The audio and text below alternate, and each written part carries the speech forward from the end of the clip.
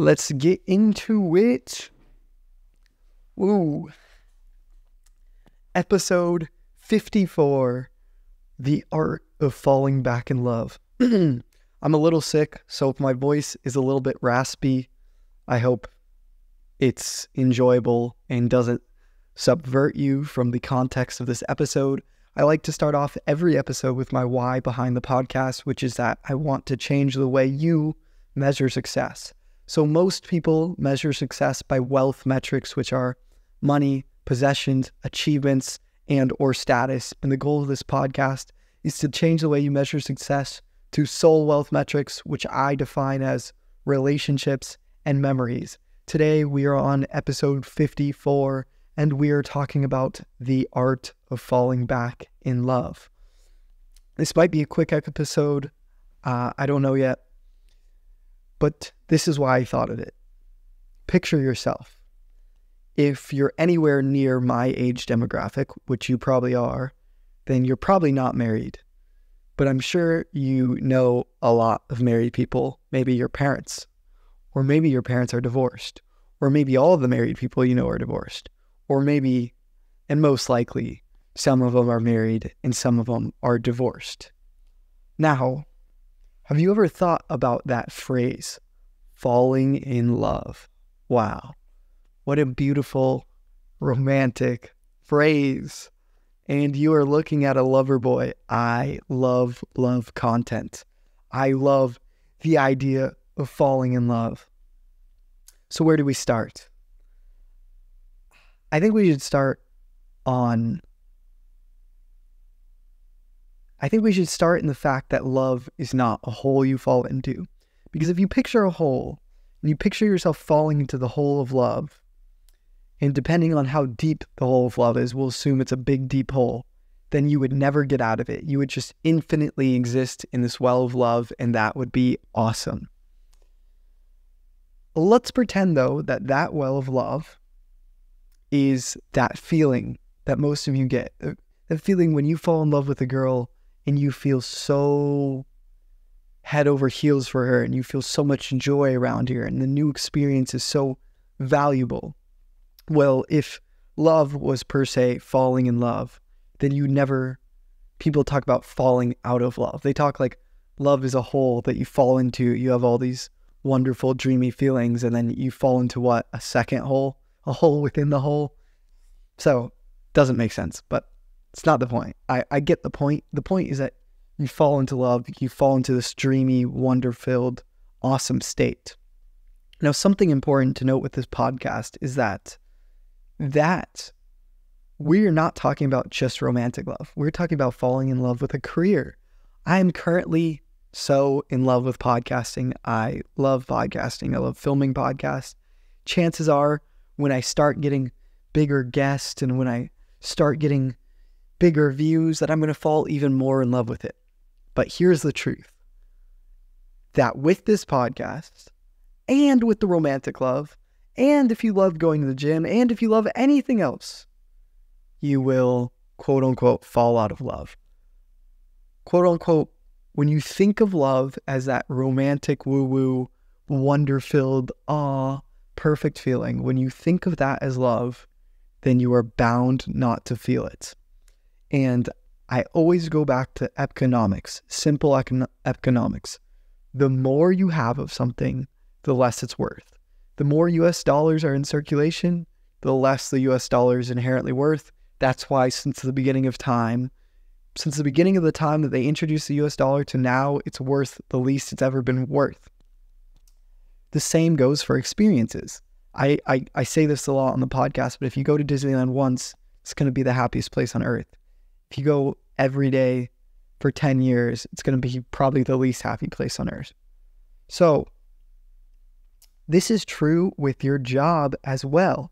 A lot of people feel very passionate about something, whether it's podcasting, whether it's acting, whether it's YouTube. Maybe it's something boring like working in an office. Just kidding. I love all my office workers working a 9 to 5. Maybe you love it in the beginning, and then a year or two into it, you think that you don't love it. But in reality, the job hasn't changed at all. You think in your head, oh, I didn't truly know my boss. The job changed. When I started here, there was all these things I liked, and now the company's completely different. That could be true. But in reality, what's probably the most true is that the experience of the job you enjoyed, you have so much of it that it has become less valuable. And it doesn't matter. I don't want to say it doesn't matter, but it's not necessarily the biggest thing in the world that your job, that your boss got more rude or that a certain situation happened. In reality, what's playing out is the more you have an experience, the less it's worth. That's why all these big time YouTubers, they enjoy it less and less as they go on.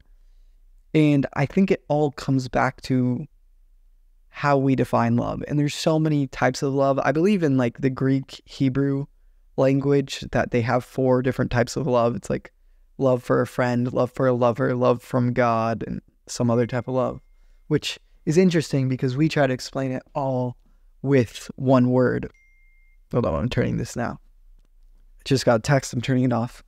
So, the love I'm focusing on is the American word of love, which falls for everything. And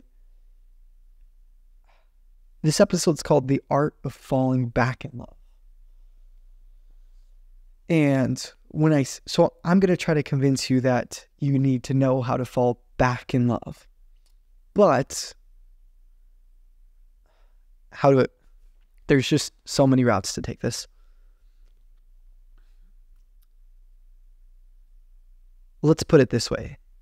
Anything you love, you will operate your best at. So when you love your job, you will perform the best at your job, which is your goal, and you will enjoy your job the most, which is your goal. So being in that wonder-filled, wah-wah state of love is the best. When you are, quote-unquote, in love with your partner, that's when your partner is going to bring you the most joy, and that's probably when you're going to be the best representation of a partner that you want to be. Again, the issue is the more you have of any experience, the less you're going to enjoy it. The less you're going to have that feeling of love. And I love the way J. Cole put it. He said, wow, I met this person and everything felt perfect and we were on cloud 9 and we got married, and 4 years into the marriage, we're not on cloud 9. Does that mean we should get divorced? No. That should be expected. You should be prepared for that. And that was something I experienced in my first relationship was,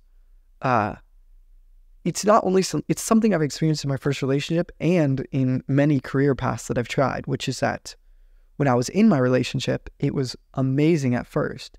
And then later down the line, it didn't feel as amazing. It's not that we started having a bunch of problems. I actually think we very rarely argued, and certainly we both had flaws, but it's that I wanted it to feel exactly the way it felt in the beginning, and when it didn't, I was like, okay, I shouldn't be here, and that was a mistake. Breaking up and where I'm at now, it was all in God's plan, and God used it for the best, and I'm super happy. So I'm not like saying this as in like, oh, I wish I was with my ex-girlfriend.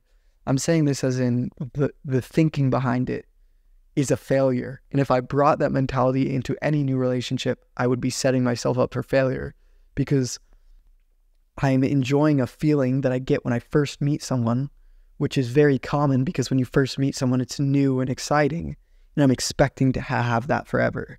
And if you take that into marriage, then you are setting yourself up for a disaster. If you take that into a career, then you're setting yourself up for a disaster. So what do we do? It's a difficult question.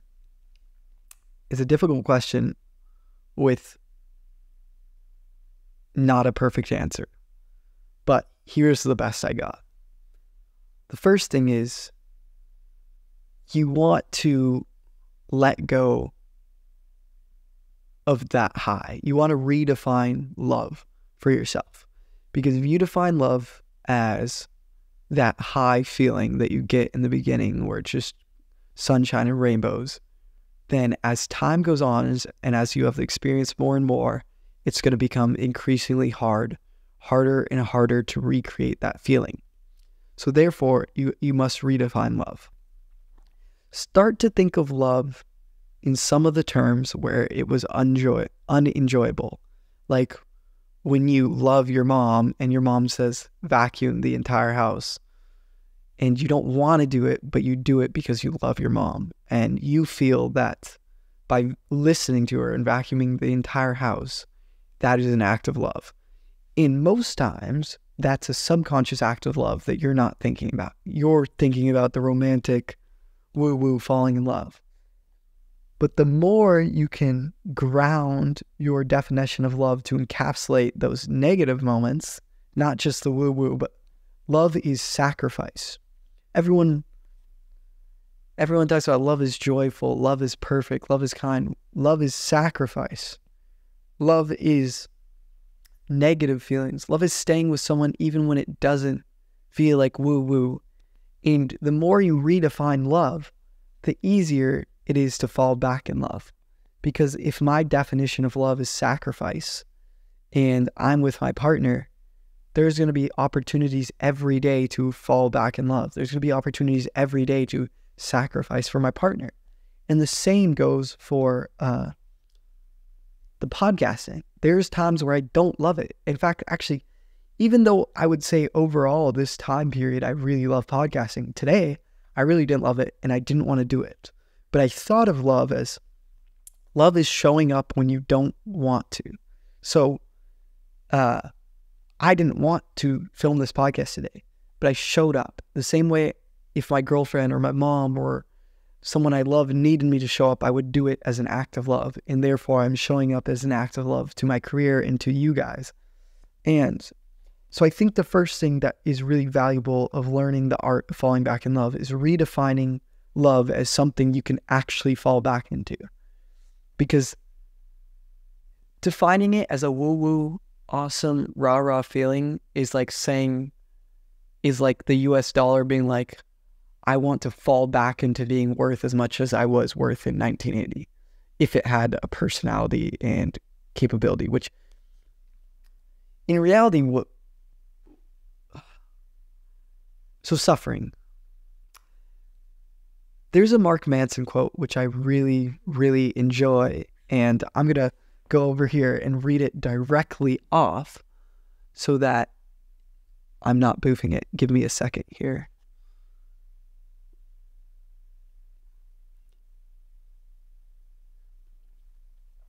Actually, I'm going to wait on the Mark Manson quote, and I'm going to go to the second thing.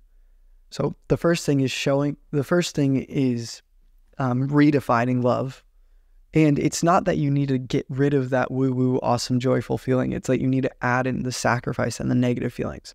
And if love encapsulates everything from sacrifice to that woo-woo feeling, then it's much easier to get back there. Because on your bad days, you can get back to the sacrifice. And on your good days, you can get back to the joy, and vice versa. The second thing is showing up, which is kind of number one, but it's getting more specific. You show up for the things that you love. When a parent wakes up at 3 a.m. because they're crying newborn babies, whining and just exploded in his pants, they don't love the action of taking care of a crying baby. They don't love cleaning up his diaper, but they love their son, so they show up. I don't love editing vertical clips on Instagram. I don't love doing mass research for all my podcast episodes. Sometimes I love it. Sometimes there's parts I really love, but I don't love every aspect. But because I love the career of podcasting, because I love it as a whole, I will show up for individual parts. So number one is redefining love. Number two is showing up. And number three is gratitude. You can't really love anything that you're not grateful for. Like imagine a parent being like, I love my child, but I'm not grateful that I have him. Imagine a parent being like, oh, I accidentally had a child, which sucks. I love him, but it sucks to have him. You would doubt the validity of that love. You'd be like, you'd be like, what? Imagine someone who's like, my job sucks. Like I love my job, but it drains me and it's horrible and it sucks. You doubt the validity of that statement. So gratitude is super important. Don't be thankful just when something's going right. Don't be thankful just because this podcast went viral or just because I got a huge guest. Be thankful for every part of it. I wake up and I say, thank you, God, that I'm in this career. Thank you, God, that I get to do something I like. Thank you for the trials and tribulations that make me appreciate the highs. Thank you for the lows that make me appreciate the highs. Thank you for the highs that make me endure the trudges. Gratitude, and I mean, I'm not Mr. Science guy, but dude, there's so much studies on gratitude about how it just, everything changes. Your life and death reside in the tongue, and the tongue is a result of your thoughts, and therefore your thoughts matter. And the most important thought is positivity. And so, number one is changing the way you measure success. Number one, changing the way you measure love. Number two, showing up even when you don't want to as an act of love. And number three, being grateful. This is how you fall back in love.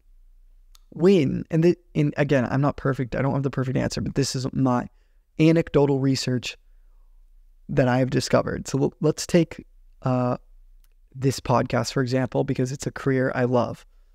Let's say I'm really not enjoying it. I'm really not enjoying it. And the reason I'm not enjoying it is because I don't feel the way I first felt when I was making it. Well, if that's how I define loving my career, it's going to be nearly impossible to get that way, because let me restart with that. I want to take you through my 3-step equation of falling back in love for this career of podcasting. If I define loving my career as the way I felt episodes 1 through 100, well, I can never exactly be in those moments again. So it's pretty much nearly impossible to recreate how I felt. I might have days where I feel like it, but overall, it's not going to feel like that. So instead, I got to redefine love as not the ways I felt episode 1 through 100, but redefine love rather as the way I felt episode 1 through 100, the process of researching, the suffers, the struggling, the growing, the learning, the individual aspects.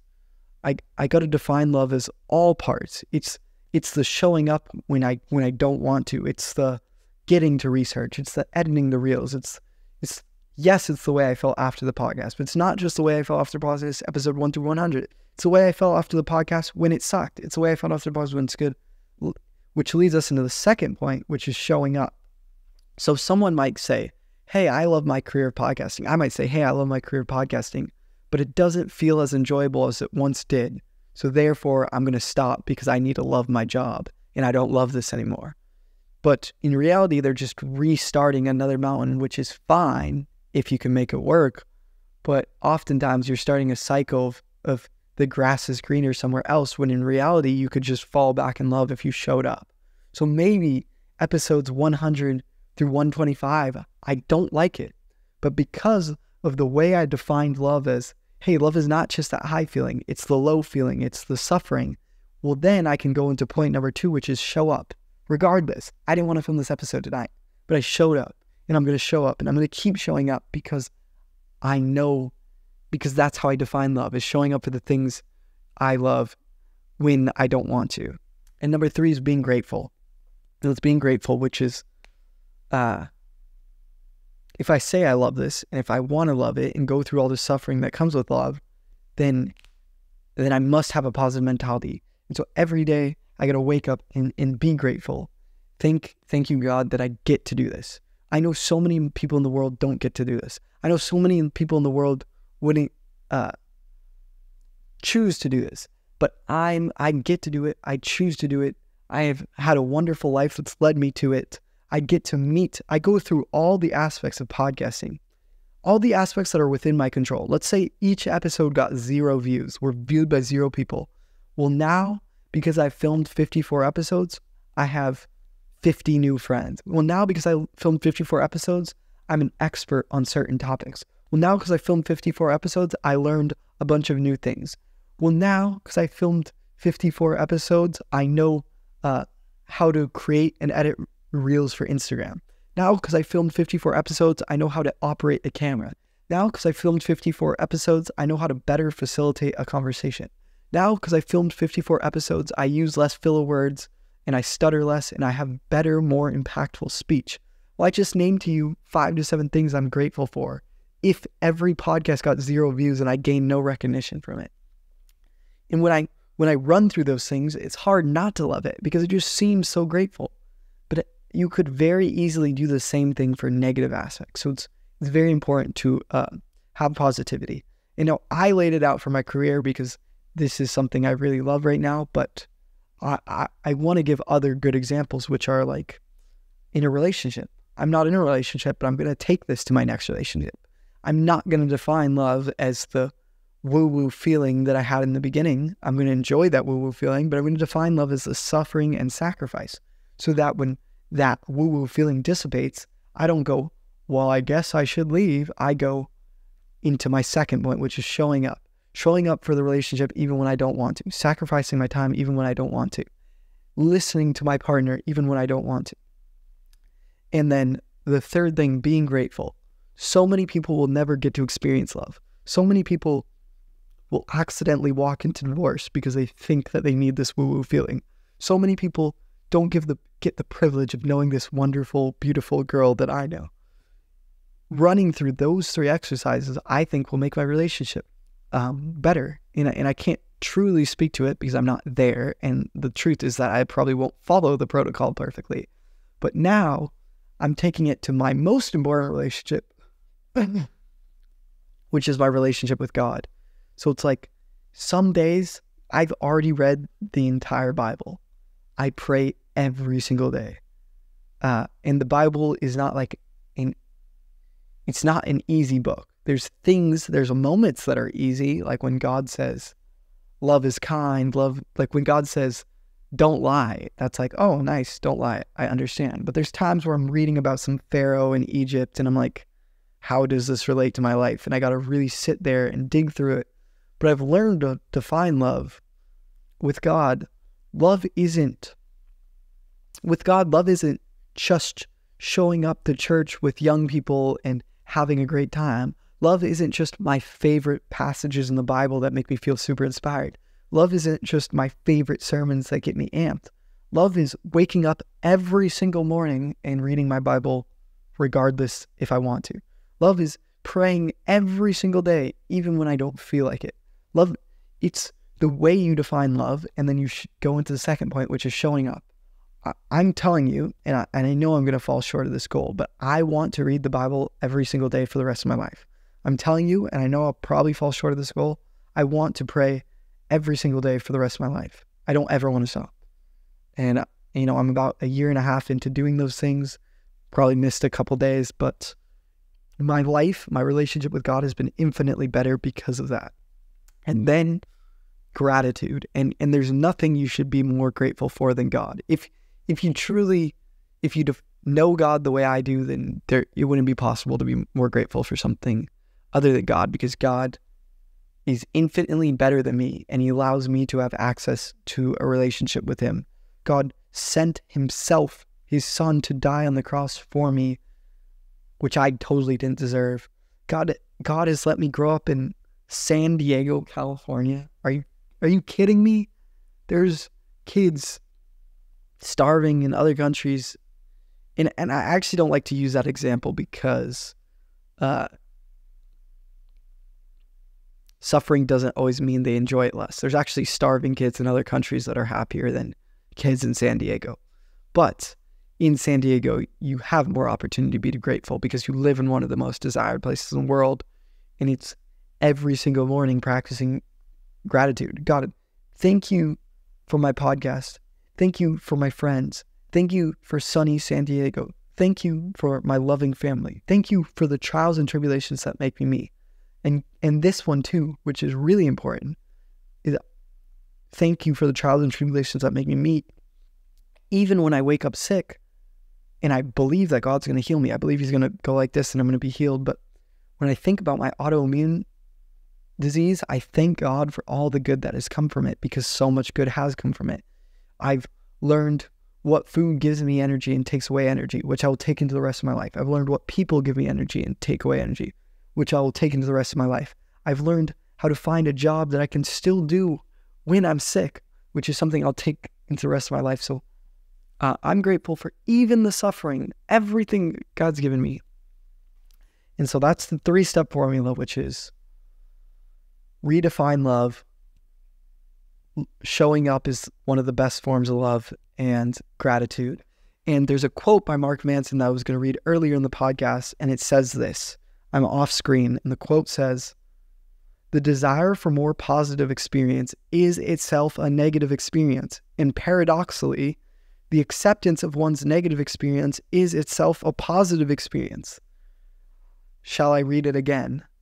The desire for more positive experience is itself a negative experience, and paradoxically, the acceptance of one's negative experience is itself a positive experience.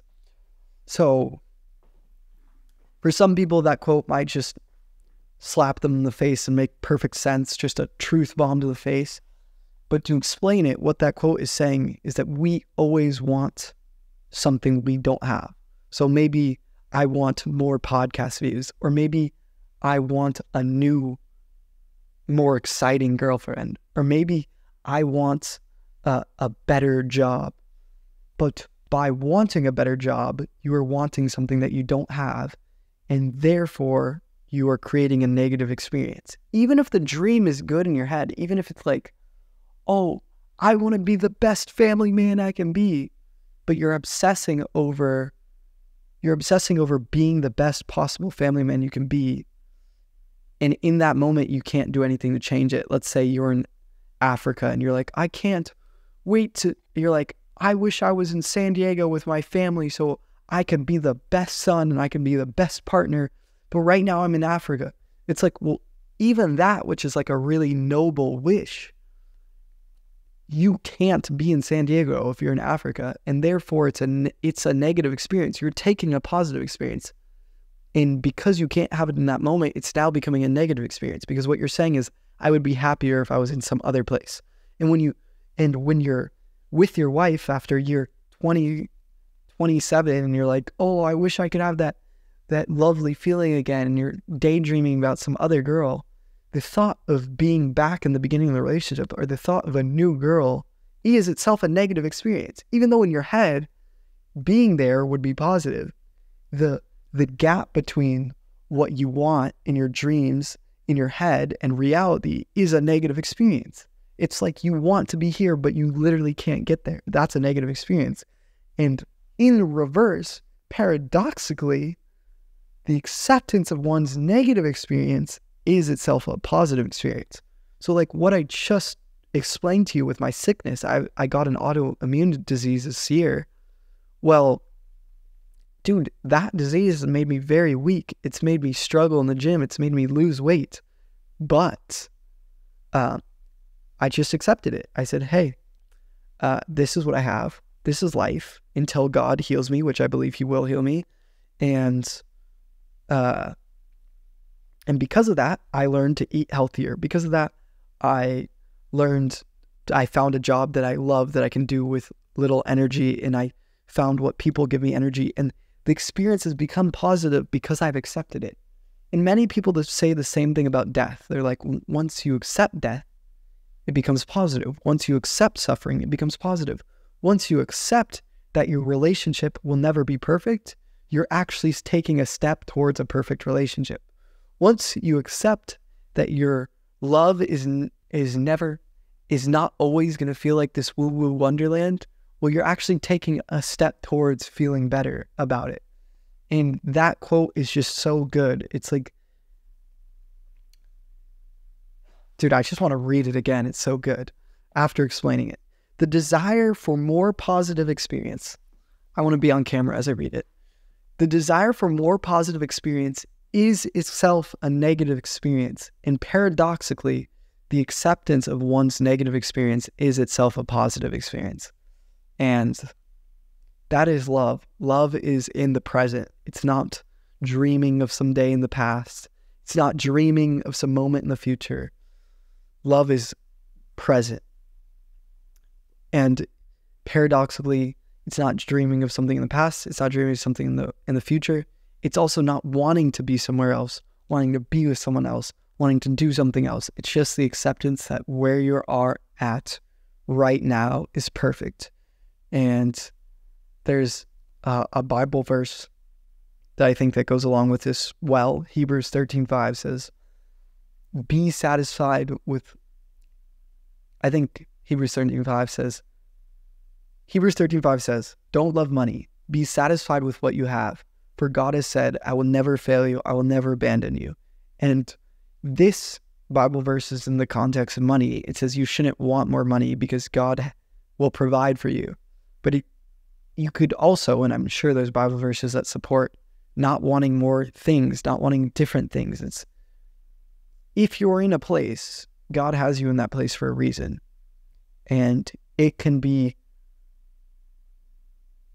the most enjoyable place that you're meant to be. Sorry, I got lost in my thoughts as I was remembering that I wrote a Danny Miranda quote down that I also want to pull up because I think it's a very good quote in explaining this, which is that winning. This is how Danny Miranda, my podcast mentor, defines winning. Winning, when you love reality exactly as it is. Winning, when you love reality exactly as it is. Let us be people who love reality exactly as it is.